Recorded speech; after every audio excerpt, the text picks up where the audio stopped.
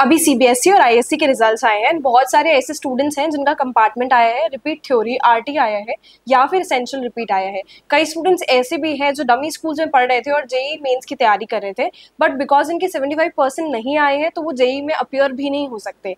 And कुछ students हैं जो कम्प्लीटली फेल हो गए हैं। तो आज इन सारे ही स्टूडेंट्स की सोल्यूशंस के लिए हमारे साथ है मिस्टर सर्वेश सोनकर जी, जो कि एक प्रोफाउंड लॉयर है एंड एनआईओएस एक्सपर्ट भी रह चुके हैं। सर ने एक टाइम पर एनआईओएस स्टूडेंट्स को पढ़ाया भी है। Thank you so much sir for joining us today.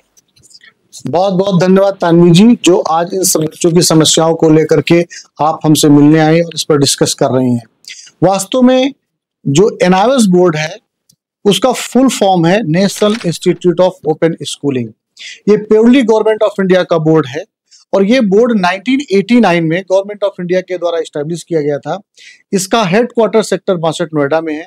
इसी तरीके से पूरे देश में 17 रीजनल ऑफिस हैं जिससे पूरे देश के बच्चों को कवर किया जाता है, हर स्टेट में, हर डिस्ट्रिक्ट में। एनआईओएस बेसिकली उन बच्चों के लिए बनाया गया था जो किसी कारणवश रेगुलर स्कूलिंग नहीं कर पाते थे, चाहे वो इकोनॉमिक कंडीशन की वजह से, चाहे हेल्थ इश्यूज की वजह से, या कोई और बहुत सारी वजह हो सकती थी जिससे वो रेगुलर स्कूलिंग नहीं कर पाते थे या अपनी एजुकेशन को कंटिन्यू नहीं कर पाते थे। इन बच्चों को ध्यान में रखते हुए 1989 में भारत सरकार ने national institute of open schooling board की स्थापना की।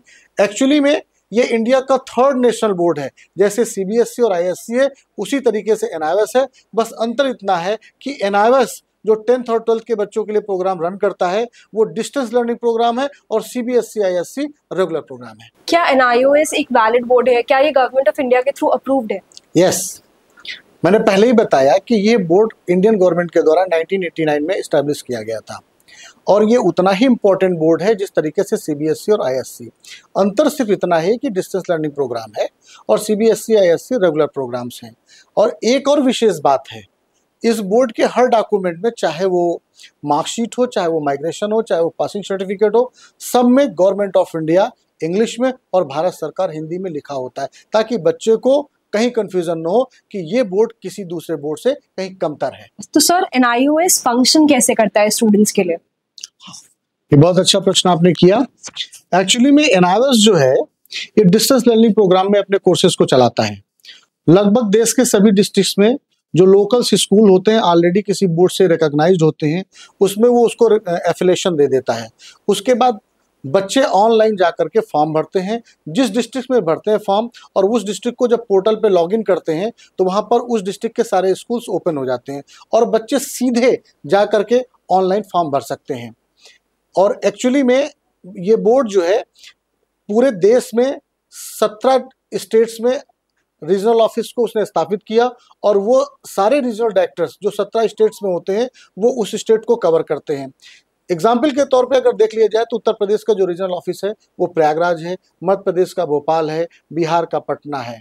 इसी तरीके से और स्टेट्स में रीजनल ऑफिस होते हैं जहां से पूरे स्टेट्स को गवर्न किया जाता है। और बच्चों को डायरेक्ट एडमिशन लेने के लिए इस बोर्ड में विभिन्न तरीके से, जैसे बोर्ड भी कुछ एडवर्टीजमेंट करता है और लोग तरह तरह से एडवर्टीजमेंट करते हैं ताकि वो बच्चे जो किसी तरीके से अपनी शिक्षा से चूक गए हैं वो इस बोर्ड में डायरेक्ट एडमिशन ले सकें। सर एनआईओएस और दूसरे बोर्ड्स में क्या अंतर है? सीबीएसई आईएससी जैसे जो बोर्ड्स हैं उनसे एनआईओएस कैसे डिफरेंट है? ये बोर्ड जो एनआईओएस बोर्ड है वो सीबीएसई आईएससी से कई मानों में भिन्न है। जैसा कि आपको पता है कि बच्चे जब सीबीएसई और आईएससी में एडमिशन लेते हैं, यदि वो बच्चे 10th में एडमिशन लेना चाहते हैं तो उनके पास प्रीवियस रिकॉर्ड 9th का होना चाहिए।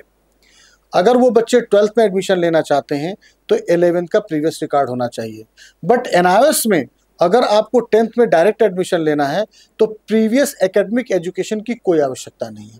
सिर्फ आपके पास एक डेट ऑफ बर्थ का प्रूफ होना चाहिए और सेल्फ डिक्लेरेशन के थ्रू कि मुझे पढ़ना लिखना आता है, आप डायरेक्ट 10th के एग्जाम में बैठ सकते हैं। इसी तरीके से 12th में बैठने के लिए आपको 11th के रिकॉर्ड की कोई आवश्यकता नहीं होती है। सिर्फ 10th के बाद 1 ईयर का गैप होना चाहिए और 12th में सीधे बैठ सकते हैं। ये एक तरीके से भिन्न हुआ। दूसरा, ये बोर्ड कुछ इस तरीके से अपने करिकुलम में चीज़ों को एडजस्ट किया है जिसकी वजह से बच्चा 1 ईयर में कई बार एग्जाम दे सकता है। और अगर कोई बच्चा इस बोर्ड में एक बार इनरोल्ड हो जाता है तो वो 5 सालों में 9 बार एग्जाम दे सकता है। यानी उसको दोबारा रजिस्ट्रेशन करवाने की आवश्यकता नहीं होती है। जैसे सपोज किसी बच्चे ने 10th में एडमिशन लिया और वो बच्चा 5 सब्जेक्ट्स में अपीयर हुआ और वो पहले अटेम्प्ट में सिर्फ 2 सब्जेक्ट पास कर पाया, तो ये बोर्ड क्या करता है, उन 2 सब्जेक्ट के मार्क्स को प्रिजर्व कर देता है। रेस्ट 3 सब्जेक्ट्स के लिए आपको कहता है फिर से आप एग्जामिनेशन फीस जमा करें उसी रजिस्ट्रेशन नंबर पर और आप फिर से बैठें। मान लिया बच्चा दोबारा रेस्ट 3 सब्जेक्ट्स में बैठता है और वो फिर से 2 सब्जेक्ट क्वालिफाई कर पाता है और 1 सब्जेक्ट रह जाता है, तो आपके फिर 2 सब्जेक्ट प्रिजर्व हो गए, यानी टोटली 4 सब्जेक्ट प्रिजर्व हो गए। अब आपके पास बचा 1 सब्जेक्ट, आप फिर उस 1 सब्जेक्ट की एग्जामिनेशन फीस को जमा करिए और उसको एग्जाम में बैठिए और क्वालिफाई करिए। जब आप 5 सब्जेक्ट पास कर लेते हैं तो बोर्ड आपको 5 सब्जेक्ट के साथ मार्कशीट, माइग्रेशन और सर्टिफिकेट के साथ सारे डॉक्यूमेंट इशू कर देता है। इस तरीके से देखिए कितनी फ्लेक्सिबिलिटी इस बोर्ड में। अगर हमने एक बार एनरोल कर लिया तो हम 5 सालों में 9 बार एग्जाम दे सकते हैं और उसी रोल नंबर पे दे सकते हैं, और केवल उन्हीं विषयों का एग्जाम आपको दोबारा देना होता है जिन विषयों में आप सिर्फ फेल हो जाते हैं या किसी कारणवश कम मार्क्स आते हैं। सर NIOS में एनरोल करने के क्या बेनिफिट्स है, कैसे मतलब नॉर्मल स्कूलिंग से ये बेटर होगा स्टूडेंट्स के लिए? एक्चुअली में क्या है कि इस NIOS बोर्ड में अगर आप एडमिशन लेते हैं तो CBSE ISC की तुलना में इस बोर्ड में एडमिशन लेने के बहुत सारे फायदे हैं। पहला, आपको रेगुलर स्कूलिंग नहीं करनी पड़ती है, आप होम स्टडी कर सकते हैं, ऑनलाइन पढ़ाई कर सकते हैं। दूसरा, इस बोर्ड में एडमिशन लेने के लिए, जैसा कि मैंने पहले बताया कि 10th में एडमिशन लेने के लिए आपको किसी प्रीवियस एकेडमिक रिकॉर्ड की ज़रूरत नहीं होती, सिर्फ एक ID प्रूफ जिसमें डेट ऑफ बर्थ का मेंशन हो और प्लस एक सेल्फ डिक्लेरेशन जिसमें आप ये लिख सकते हैं कि हमें पढ़ना लिखना आता, सीधे 10th में बैठ सकते हैं। और ठीक इसी तरीके से 12th में एडमिशन लेने के लिए 11th के रिकॉर्ड की कोई आवश्यकता नहीं होती है, सिर्फ और सिर्फ 1 ईयर गैप की आवश्यकता होती है। और इसी तरीके से जैसे मान लिया कोई बच्चा बोर्ड के एग्जाम में बैठता है और वो फेल हो जाता है, मान लिया वो CBSE ISC में 10th में बैठता है, 12th में बैठता है और वो बोर्ड का रिजल्ट जब निकलता है वो किसी कारणवश फेल हो जाता है।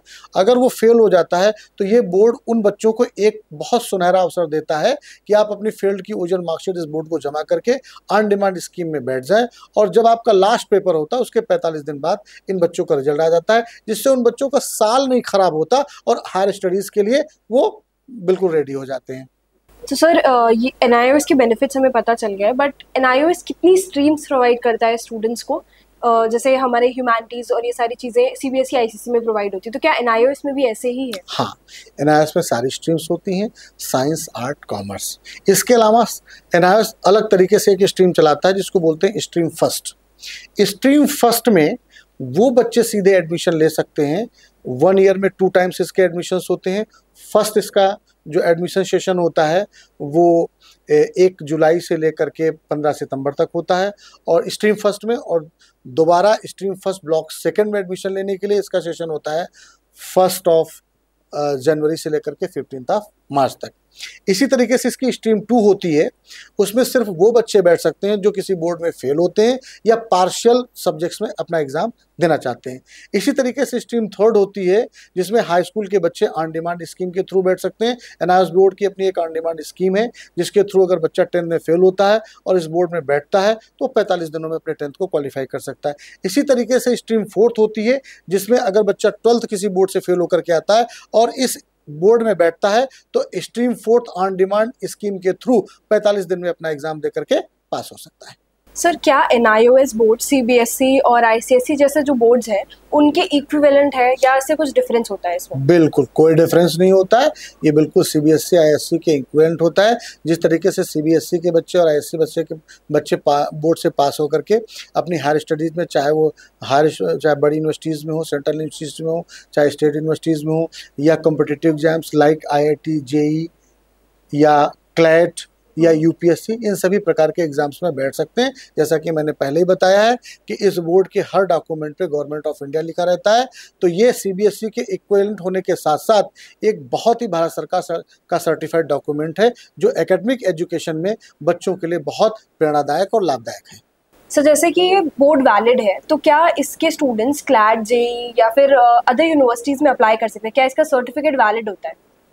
बिल्कुल, आपको जान करके बड़ा आश्चर्य होगा कि आज की तारीख में जो बच्चे मेडिकल और इंजीनियरिंग की तैयारी कर रहे हैं उनमें से 10th के बाद जब 2 इयर्स के प्रोग्राम में जब बड़ी बड़ी कोचिंग में वो एडमिशन लेते हैं तो वो अपना 11th और 12th NIOS बोर्ड के ही थ्रू करते हैं, क्योंकि ये JEE, NEET IIT, medical, engineering, CLAT और बड़ी बड़ी यूनिवर्सिटीज जो देश की हैं, सेंट्रल यूनिवर्सिटीज, स्टेट यूनिवर्सिटीज, यानी आप इसमें ये कह सकते हैं कुल मिलाकर के ये उतना ही इम्पोर्टेंट बोर्ड है जितना सीबीएसई बोर्ड है। यानी उन सारे कम्पिटिटिव एग्जाम्स में बच्चा बैठ सकता है जिस तरीके से सीबीएसई पास आउट बच्चे बैठते हैं और आईएससी पास आउट बच्चे बैठते हैं। कोई भी देश का एग्जाम हो, चाहे कम्पिटिटिव हो, चाहे एकेडमिक हो, चाहे प्रोफेशनल हो, हर एग्जाम से बैठ सकते हैं और हर एग्जाम में उतना ही इंपॉर्टेंट ये बोर्ड कंसीडर किया जाता है जितना सीबीएसई और आईएससी। तो सर, जैसे आपने अभी बताया कि 9th के स्टूडेंट्स या फिर 11th-12th के स्टूडेंट्स एडमिशन ले सकते हैं, तो क्या जो बच्चे 9th में फेल कर दिए जाते हैं या फिर जो बच्चे 11th में फेल कर दिए जाते हैं वो 9th और 11th रिपीट करते हैं एनआईओएस में आने के बाद में, या फिर डायरेक्टली उनका 10th और 12th में एडमिशन होता है? तन्वी जी, आपने बहुत अच्छा प्रश्न किया। एक्चुअली में देश भर में बहुत सारे ऐसे रेनाउंड स्कूल्स हैं जहां पर 9th और 11th में बच्चे बहुत भारी मात्रा में वेरियस रीजंस की वजह से फेल होते हैं। जैसे उनकी अटेंडेंस शॉर्ट हो सकती है, या स्कूल वालों को लगता है कि ये बच्चा अगर 9th से 10th में या 11th से 12th में प्रमोट कर देंगे तो बच्चा पढ़ने में वीक है, बोर्ड का रिजल्ट खराब हो सकता है, जिससे मेरे स्कूल का नाम खराब हो सकता है। इस तरीके से बहुत सारे रीजंस हैं जो देश भर के रेनाउंड स्कूल्स 9th और 11th में बच्चों को फेल कर देते हैं और गार्जियन से कहते हैं या तो 9th और 11th को रिपीट करें या फिर आप हमसे फेल की टीसी ले लें। अब ऐसी स्थिति में बच्चे का साल खराब होता है। ऐसी जगह पर एनआईओएस बोर्ड वरदान के रूप में बच्चे के लिए साबित होता है, क्योंकि इस बोर्ड में आने के बाद अगर बच्चा 9th फेल है तो सीधे वो 10th में एडमिशन ले सकता है, और यदि वो 11th फेल है तो सीधे 12th में एडमिशन ले सकता है। यानी कि एनआईओएस में आने के बाद उसको 9th और 11th रिपीट नहीं करना है, वो सीधे अपने 10th एंड 12th के बोर्ड्स के एग्जाम में इस बोर्ड के थ्रू बैठ सकता है और उसका साल भी बच सकता है और उसके साथ के जो दोस्त हैं उनसे पीछे भी नहीं रहेगा, यानी कि बराबर ही उन्हीं के साथ एग्जाम देगा। बस बोर्ड चेंज हो जाएगा, ये बच्चे एनआईओएस बोर्ड से हो जाएंगे और वो बच्चे अपने सीबीएसई से हो जाएंगे। ऐसी स्थिति में एनआईओएस बोर्ड ऐसे बच्चों के लिए बहुत बड़ा वरदान है जिन बच्चों को 9th और 11th में बड़े बड़े रेनाउंड स्कूल वेरियस रीजन से प्रमोट नहीं करते हैं 10th और 12th में। सर, इतनी सारी इन्फॉर्मेशन के बाद में जैसे एक चीज़ मैंने एनआईएस के बारे में रीड करी थी, तो मुझे एक वर्ड मिला था TOC and on demand paper. तो इन दोनों ये वर्ड्स का क्या मतलब होता है एंड क्या वैल्यू होल्ड करते हैं दोनों वर्ड्स एनआईओएस में? एक्चुअली में जो ऑन डिमांड है वो एनआईओएस बोर्ड की 3rd और 4th स्कीम है। यानी कि NIOS on demand stream 3 on demand का मतलब ये हुआ कि वो बच्चे जो बोर्ड फेल हो गए हैं एनआईओएस की ऑन डिमांड स्कीम के थ्रू स्ट्रीम 3 में अपने बोर्ड का एग्जाम दे सकते हैं और 45 दिन में पास हो सकते हैं। इसी तरीके से ऑन डिमांड स्कीम की स्ट्रीम 4 है, जिसमें बच्चे जो 12th फेल हो गए हैं इस बोर्ड के थ्रू फेल होने का अपना सबूत दें और उसके बाद ये बच्चे ऑन डिमांड के थ्रू 45 दिन में अपना 12th क्वालिफाई कर सकते हैं। रही बात टीओसी की, ये बहुत बड़ा बच्चों के लिए बेनिफिट है, इस बोर्ड ने दे रखा है। एग्जाम्पल के तौर पे अगर कोई बच्चा 12th या 10th में सीबीएसई आईएससी से फेल होता है और वो बच्चा आकर के एनआईओएस में एडमिशन लेता है, तो ये बोर्ड क्या करता है, आप जिस प्रीवियस बोर्ड से फेल होकर के आए हैं उस बोर्ड की फेल की ओरिजिनल मार्कशीट को ले लेता है और उनमें से जिन सब्जेक्ट्स में आप क्वालिफाई कर गए होते हैं उन सब्जेक्ट्स के मार्क्स अपने यहाँ कैरी फॉरवर्ड कर लेता है। लेकिन कैरी फॉरवर्ड सिर्फ 2 ही सब्जेक्ट का हो सकता है और एग्जाम आपको 3 में देना ही देना है। तो जो 2 सब्जेक्ट उस बोर्ड से इस बोर्ड में आते हैं उसको कैरी फॉरवर्ड कह सकते हैं या ट्रांसफर ऑफ क्रेडिट कह सकते हैं। इसको हम बहुत आसान शब्दों में समझाते हैं। एग्जाम्पल के तौर पे अगर कोई बच्चा 12th में बोर्ड में बैठा सीबीएसई के थ्रू और उसके पास सब्जेक्ट थे English, physical education, math, physics, chemistry, और जब वो बोर्ड का रिजल्ट आया उसका 2 सब्जेक्ट में आरटी आ गया, यानी कि फिजिक्स और मैथ में, और वो 3 सब्जेक्ट्स में पास हो गया, तो अब वो बच्चा क्या करेगा, अपनी फेल की मार्कशीट इस बोर्ड को देगा और देने के बाद जिन विषयों में पास है उनमें अपनी वो चॉइस के मुताबिक 2 सब्जेक्ट के नंबर ट्रांसफर करवा लेगा और 3 सब्जेक्ट में एग्जाम देगा और 45 दिन में एग्जाम होने के बाद आपका रिजल्ट भी 45 दिन में आ जाता है। तो पहले बोर्ड से इस बोर्ड में नंबर जो ट्रांसफर होते हैं उस प्रक्रिया को ट्रांसफर ऑफ क्रेडिट कहते हैं, जिसको हम शॉर्ट में टीओसी कहते हैं या दूसरे लफ्जों में कैरी फॉरवर्ड कहते हैं। एनआईओएस एक ऐसा बोर्ड है जिसकी वजह से जो 11th में स्टूडेंट्स फेल हो गए या फिर 9th में फेल हो गए या किसी भी स्टैंडर्ड में फेल हो गए, कहीं ना कहीं उनका 1 साल बर्बाद होने से बच जाएगा। तो ये काफ़ी अच्छी अपॉर्चुनिटी है। तो लखनऊ में ऐसे कौन से इंस्टीट्यूट्स हैं जो कि एनआईओएस बोर्ड प्रोवाइड करते हैं स्टूडेंट्स को? एनआईओएस बोर्ड ऐसे बच्चों के लिए बहुत बड़ा वरदान है। उनका सिर्फ साल ही नहीं बचाता है, उनके सपने को भी पूरा करता है। एग्जाम्पल के तौर पर अगर कोई बच्चा 12th में बैठा और उसने डमी स्कूल को ज्वाइन किया और उसमें उसने आईआईटी और जेई मेंस को तो क्रैक कर लिया या मेडिकल इंजीनियरिंग को तो क्रैक कर लिया, लेकिन 12th में वो उतने मार्क्स नहीं ला पाया या वो फेल हो गया। ऐसी स्थिति में हो सकता है कि बच्चा 12th दोबारा तो क्वालिफाई कर ले, लेकिन ये जरूरी नहीं कि वो आईटी मेडिकल इंजीनियरिंग दोबारा क्वालिफाई कर सके। ऐसी स्थिति में ये बोर्ड उन बच्चों के लिए बहुत बड़ा वरदान है। यानी कि कहने का मतलब, अगर एग्जाम्पल के तौर पे आप 75% मार्क्स आप नहीं ला पाए हैं, तो ये बोर्ड आपको अपॉर्चुनिटी देता है कि आप इस बोर्ड में रीअपियर होइए और अपने मार्क्स 75% की रिक्वायरमेंट को पूरा करिए। या फेल हो गए हैं तो आप ऑन डिमांड स्कीम के थ्रू इस बोर्ड में बैठे और अपना रिजल्ट 45 दिनों में पा सकते हैं। तो सर, जैसे आपने इतनी सारी चीज़ें बताई, ये काफ़ी बेनिफिशियल बोर्ड है उन स्टूडेंट्स के लिए जो फेल हो जाते हैं या किसी रीज़न की वजह से प्रमोट नहीं हो पाते हैं, या कई बार कुछ फैमिली इश्यूज़ की वजह से आगे प्रोसीड नहीं कर पाते अपनी पढ़ाई। तो लखनऊ में ऐसे कौन से इंस्टीट्यूट्स या कोचिंग्स अवेलेबल है जो कि NIOS बोर्ड हमें प्रोवाइड करते हैं? देखिए, ये बोर्ड वास्तव में बच्चों के लिए एक वरदान है, क्योंकि आपने देखा होगा कि जिस तरीके से बच्चे कभी किसी कारणवश 9 से 10 में प्रमोट नहीं होते, 11 से 12 में प्रमोट नहीं होते, या बोर्ड एग्जामिनेशन में फेल हो जाते हैं, या कोई कभी कभी बच्चे अपने 75% मार्क्स को स्कोर नहीं कर पाते, इन सभी समस्याओं का हल NIOS बोर्ड में है। और इस तरीके की लखनऊ में बहुत सारे लीडिंग इंस्टीट्यूट्स हैं, उनमें से मैं एक आध को जानता हूं, जैसे SS कोचिंग और अदर इंस्टीट्यूट्स भी हैं जो इस तरह के करिकुलम को, इस तरह के प्रोग्राम को, इस तरह के कोचिंग इंस्टीट्यूट्स को चलाते हैं और बच्चों को असिस्ट करते हैं। तो मेरा बच्चों से यही सलाह है कि अगर उनके साथ ऐसी कोई परिस्थिति आई है, यानी 9 फेल हो गए हैं, 11 फेल हो गए हैं, या बोर्ड एग्जाम्स फेल हो गए हैं, तो NIOS को ऑप्ट करें और आपके शहर में जो सबसे लीडिंग इंस्टीट्यूट जैसे लखनऊ में एक SS कोचिंग है, वहाँ पर कॉल करें और बात करें और अपनी समस्याओं का हल पाएं। मैं ये विश्वास के साथ कह सकता हूँ, यदि आप अपने जीवन में एकेडमिक रूप से 9, 10, 11, 12 में कहीं पे भी ड्रॉप आउट हुए हैं, तो ये बोर्ड आपके साल को ख़राब नहीं होने देगा, आपके फ्यूचर को ख़राब नहीं होने देगा, आपके सपने को पूरा करता है। इसलिए मैं सभी बच्चों से अनुरोध करता हूँ कि NIOS के बारे में प्रॉपर स्टडी करें और NIOS बोर्ड को ऑप्ट करें। खास करके वो बच्चे जो बच्चे मेडिकल इंजीनियरिंग की प्रिपरेशन कर रहे हैं और 2 साल की रेगुलर स्कूलिंग नहीं कर पाते हैं, तो ऐसे बच्चों के लिए ये बोर्ड बहुत अच्छा है कि वो कॉम्पिटिटिव एग्जाम्स की तैयारी करें और साइड में 12th का एडमिशन, 11th और 12th का एडमिशन NIOS बोर्ड में ले लें, ताकि साथ साथ उनकी एकेडमिक एजुकेशन भी पूरी होती रहे और कॉम्पिटिटिव एग्जाम्स की प्रिपरेशन होती रहे। जानते हैं आप लोग कि बहुत सारे ऐसे कॉम्पिटिटिव एग्जाम्स हैं जहां पर अटेम्प्ट्स लिमिटेड हैं। सपोज एग्जाम्पल के तौर पे आप देख लीजिए कि IIT है, सिर्फ 2 अटेम्प्ट देता है, एक अपियरिंग में, एक 12th पास आउट होने के बाद। तो अगर बच्चा कहीं फेल हो जाता है तो उसका 1 साल तो ऐसे ही खराब हो जाता है। तो ऐसी स्थिति में बहुत सारे बच्चे ऐसे होते हैं जो दोनों करिकुलम एक साथ नहीं चला सकते, यानी कि कोचिंग इंस्टीट्यूट्स के और स्कूल के। तो ऐसी स्थिति में बच्चों को डिस्टेंस लर्निंग प्रोग्राम में NIOS को ऑप्ट करना चाहिए, ताकि वो होम स्टडी कर सके 11th और 12th की और रेगुलर कोचिंग कर सके मेडिकल इंजीनियरिंग की, ताकि उनके दोनों सपने साकार हो सकें। ऐसे बच्चों को मैं सलाह देता हूँ कि NIOS में एडमिशन ले और NIOS को ऑप्ट करें। NIOS एक बहुत अच्छा बोर्ड है, ये उतना ही इंपॉर्टेंट बोर्ड है जितना CBSE और ISC है। यहाँ तक कि इस बोर्ड के हर डॉक्यूमेंट पे गवर्नमेंट ऑफ इंडिया इंग्लिश में और भारत सरकार हिंदी में लिखा होता है। तो ये बोर्ड के बारे में सभी बच्चों से कि गार्जियन से अनुरोध है कि ये बोर्ड के बारे में कोई डाउट्स न रखें, इसके बारे में जाकर के गूगल पे पढ़ें, बोर्ड की वेबसाइट पर जाएं, प्रॉपर सारी इन्फॉर्मेशन अवेलेबल है।